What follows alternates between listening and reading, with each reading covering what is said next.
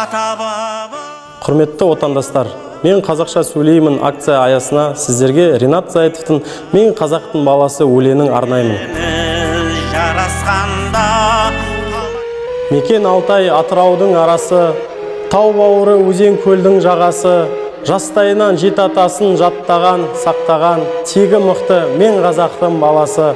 Жау қолынан жыртылмаған жағасы, ат үстінде ғұмар кешкен бабасы, теуіп қалса темір үзіп кететін, қайсар туған мен қазақтың баласы.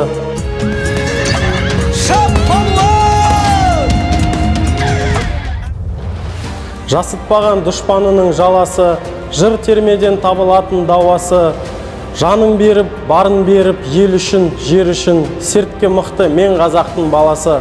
Топқа түсі тақын қысар анасы, тулап кетсе тасты өгер тарасы, ел сенімін, ер сенімін ақтаған, сақтаған, отты жүрек мен қазақтың баласы.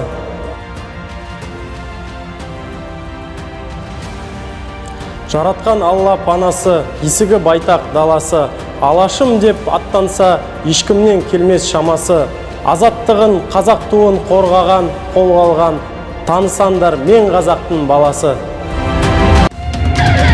Ай палуан, сен бір елдің жігересің, ай палуан, сен бір үйдің тірегісің, ай палуан, бір сұлудың тілегісің, ай палуан, сен жігіттің сұлтанысың.